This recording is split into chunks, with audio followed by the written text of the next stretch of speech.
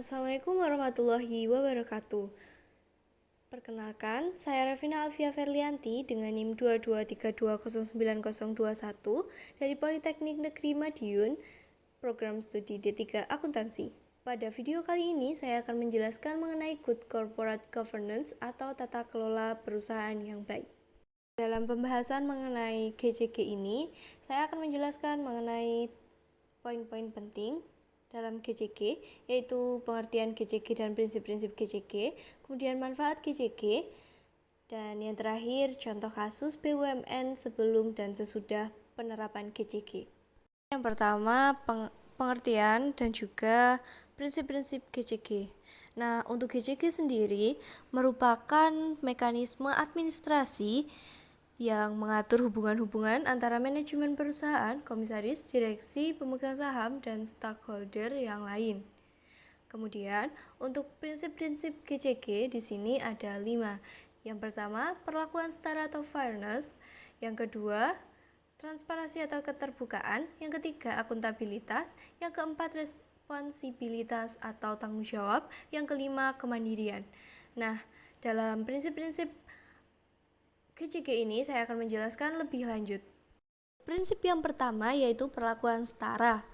Nah, dalam perlakuan setara ini itu menjelaskan bahwa para pengelola atau manajemen memperlakukan semua pemangku kepentingan secara adil dan setara, baik pemangku kepentingan primer atau di dalamnya ada pemasok, pelanggan, karyawan, kemudian pemodal atau pemegang saham ataupun kreditor, maupun pemangku kepentingan sekunder, baik pemerintah, masyarakat, dan yang lainnya. Nah, kesetaraan inilah yang kemudian memunculkan adanya konsep stakeholders atau seluruh kepentingan pemangku kepentingan. Bukan hanya kepentingan stakeholder yang pemegang saham saja. Nah, kemudian yang kedua adalah prinsip transparansi atau keterbukaan.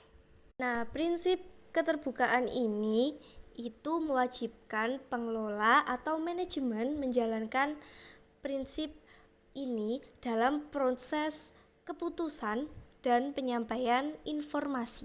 Nah, maksudnya itu untuk penyampaian informasi itu artinya bahwa informasi yang disampaikan harus lengkap, benar, dan tepat waktu kepada semua pemangku kepentingan.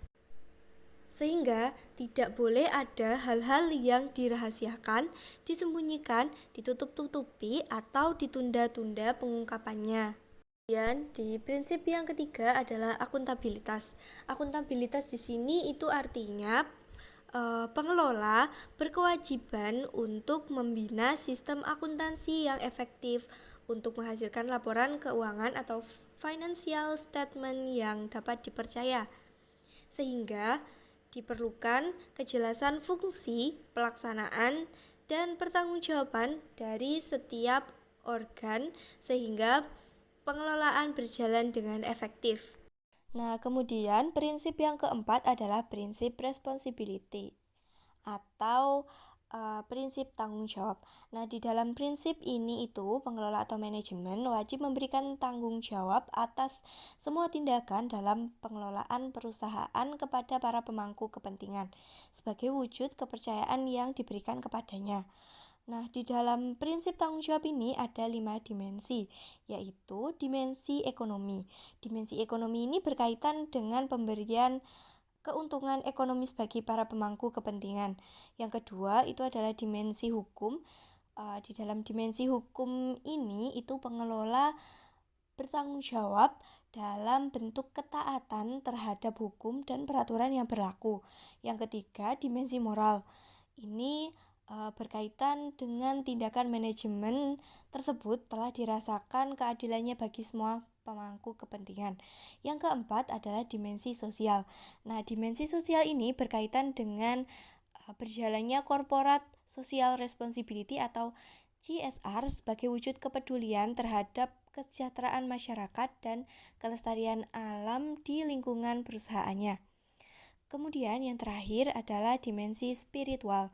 Nah, di dalam dimensi spiritual ini itu mencerminkan sejauh mana tindakan manajemen telah mampu mewujudkan aktualisasi diri atau telah dirasakan sebagai bagian dari ibadah sesuai dengan ajaran agama yang diyakininya. Nah, yang kelima itu ada prinsip kemandirian.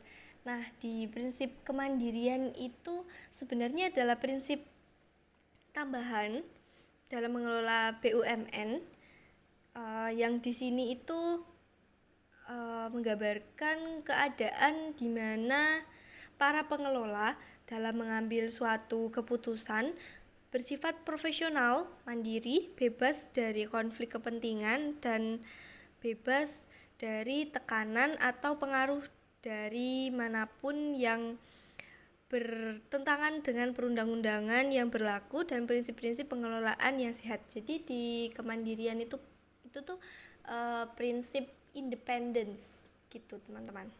Nah, selanjutnya di sini ada manfaat dari GCG.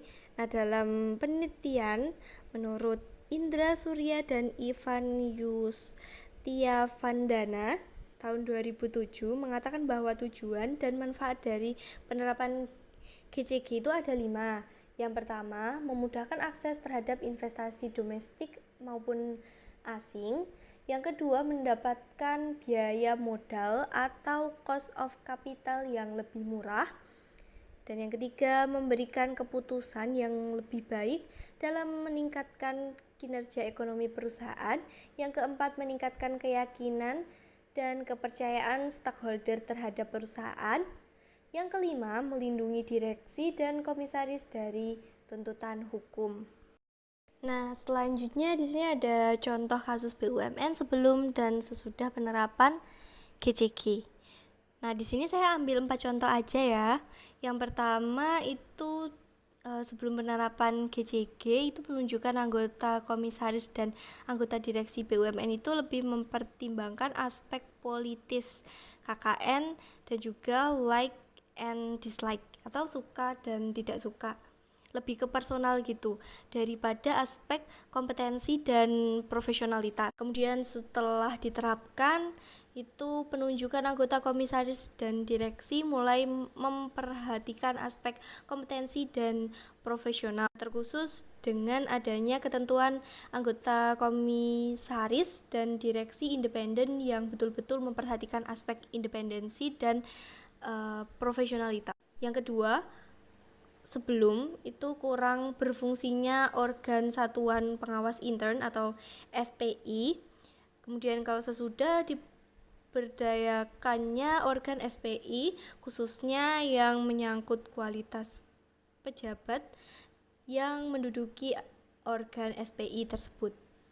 Kemudian yang ketiga, sebelum itu tidak adanya komite audit. Nah, kalau sesudah penerapan GCG itu dibentuknya komite audit. Nah, yang terakhir itu sebelum itu kurang memperhatikan penerapan prinsip akuntabilitas, terutama kurangnya perhatian direksi dalam penyusunan laporan keuangan yang berkualitas. Nah, kalau sesudah itu penegasan pentingnya penyusunan laporan keuangan yang berkualitas dan bahwa hal itu merupakan salah satu wujud tanggung jawab dari direksi. Itu tadi penjelasan mengenai good corporate governance. Bila selama penyampaian masih ada salah-salah kata atau misinformasi, saya minta maaf.